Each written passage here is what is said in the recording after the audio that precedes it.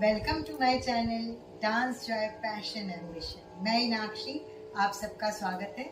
आज मैं अभिनय दर्पण के दृष्टिभेद के बारे में बताऊंगी। सबसे पहले उसका श्लोक, उसके बाद अर्थ।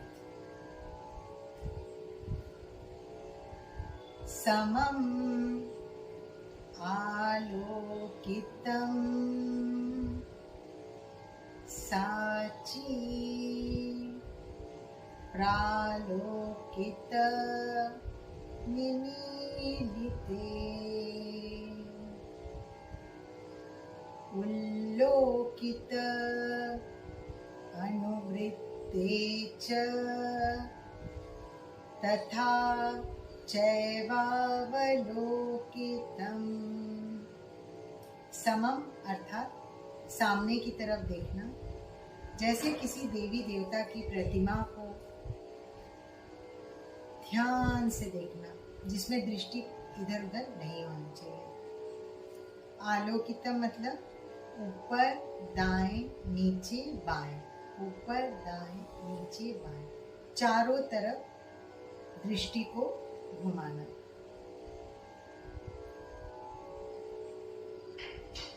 सांची, जिसमें तिरछी निगाहों से बैठे बैठे देखना। फिर प्रालोकित, दाएं बाएं बाएं दाएं दाएं बाएं देखना। निमीलिते मतलब खुली आंखों से किसी चीज को देखना, मतलब आंखें ना तो पूरी बंद होंगी ना पूरी खुलेंगी। उल्लोकित मतलब ऊपर की ओर ताकना, एकदम निगाह नीचे नहीं होना चाहिए। उल्लोकित मतलब ऊपर की ओर देखना, जैसे हम पर्वत या किसी ऊंची मीनार को देखते हैं उस तरह से। अनुवृत्त, क्रोध में ऊपर नीचे ऊपर नीचे ऊपर नीचे देखना। तथा चैवावलोकितम, इसके बाद सबसे अंतिम वाला है, जिसमें हम नीचे की तरफ देखते हैं, अर्थात भूमि को देखना। प्रैक्टिकल क्लासेस में सबसे पहले मैं आपको ध्यान श्लोक बताऊंगी, ठीक है, जो भगवान शंकर को समर्पित है, क्योंकि भरतनाट्यम नृत्य शैली के देवता शिव है। उनको यह श्लोक समर्पित है और यह अभिनय दर्पण का पहला श्लोक है। आंगिकं भुवनं यस्य वाचिकं सर्ववाङ्मयम् आहार्यम् चंद्र तारादि तम नुमः सात्विकं शिवम। इसका अर्थ है, यह संपूर्ण संसार आपका आंगिक अभिनय है। इस संपूर्ण संसार की वाणी, भाषा, बोलचाल, संगीत आपका वाचिक अभिनय है। और ये जो चंद्रमा है, तारे हैं, ये आपके आभूषण हैं। ऐसे सात्विक शिव को हमारा नमस्कार, प्रणाम। अब दूसरे श्लोक पे आ जाती हूँ।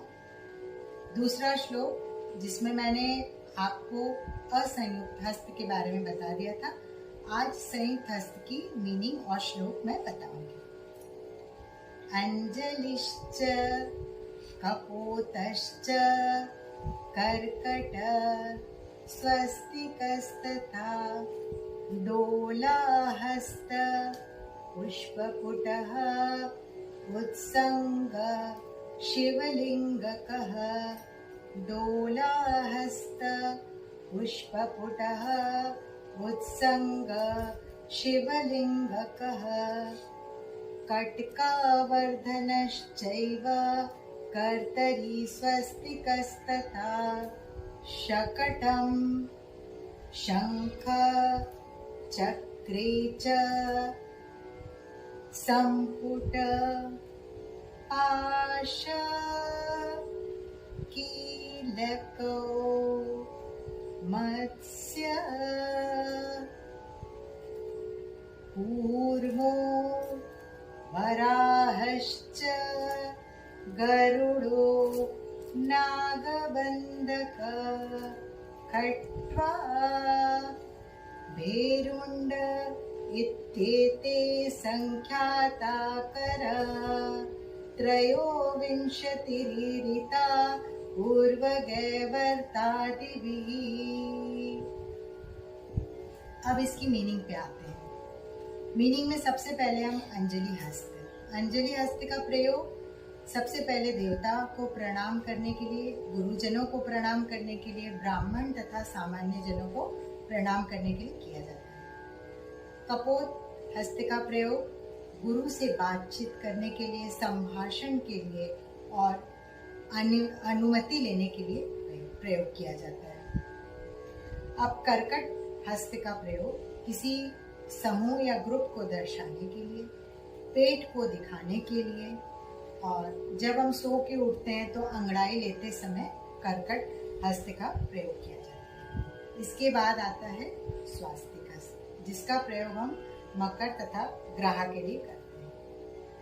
स्वास्तिक के बाद आता है डोला हस्त, जिसका प्रयोग हम नृत्य की शुरुआत में, नाट्य की शुरुआत में करते हैं। उसके बाद पुष्पपुट हस्त का प्रयोग किया जाता है आरती करने के लिए, पानी पीने के लिए, अर्घ दान करने के लिए इत्यादि।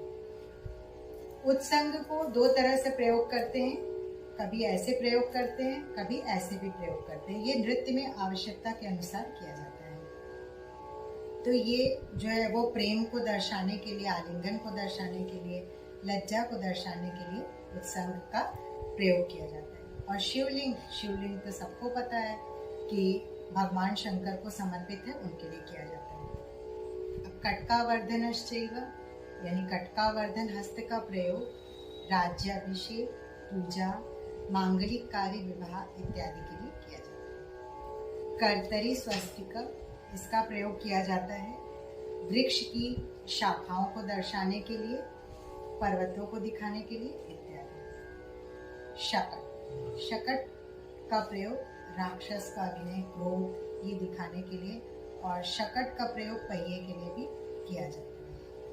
फिर शंख, तो शंखाकार वस्तुओं को दिखाने के लिए, चक्र यानी चक्राकार वस्तुओं को दिखाने के लिए, और संपुट किसी वस्तु को ढकने के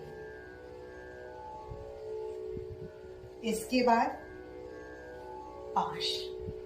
पाश का अर्थ होता है झगड़ा, विवाद, और उसके अतिरिक्त लोहे के जो सांकल होते हैं उनका प्रयोग, बंधन, इन सबको दिखाने के लिए किया जाता है। और कील का प्रयोग हास, परिहास, प्रेम, ये एक्सप्रेशन होना चाहिए, प्रेम इत्यादि के लिए किया जाता है। उसके बाद आता है मत्स्य हस्त का प्रयोग। तो मत्स्य हस्त का प्रयोग नृत्य में जब भी हम कोई दशावतार वगैरह की प्रस्तुति देते हैं तो उसमें मत्स्य हस्त का प्रयोग किया जाता है। कूर्म का प्रयोग, तो कूर्म मतलब कछुआ, मत्स्य मतलब मछली, जिसका प्रयोग हम दशावतार की प्रस्तुति होती है उसमें किया जाता है। वराह मतलब सुअर, उसका प्रयोग भी दशावतार हस्त, उसमें नृत्य के अंतर्गत किया जाता है। अब गरुड़ मतलब गरुड़ पक्षी, उसको दर्शाने के लिए गरुड़ हस्त का प्रयोग किया जाता है। नागबंध यानी नागपास का प्रयोग डांस में किया जाता है। इसके अतिरिक्त खटवा मतलब चारपाई, पालकी इत्यादि के लिए। और अंतिम वाला हस्त है अभिनय दर्पण के अनुसार भेरुंड पक्षी। ये भेरुंड पक्षी युगल को दर्शाने के लिए इसका प्रयोग किया जाता है। अब आप मेरे इस चैनल को देखिए, इसको सब्सक्राइब करिए, इसको याद करिए और कमेंट बॉक्स में बताइए कि आपको किस चीज़ की ज़रूरत है। Okay, thank you everyone, have a nice day.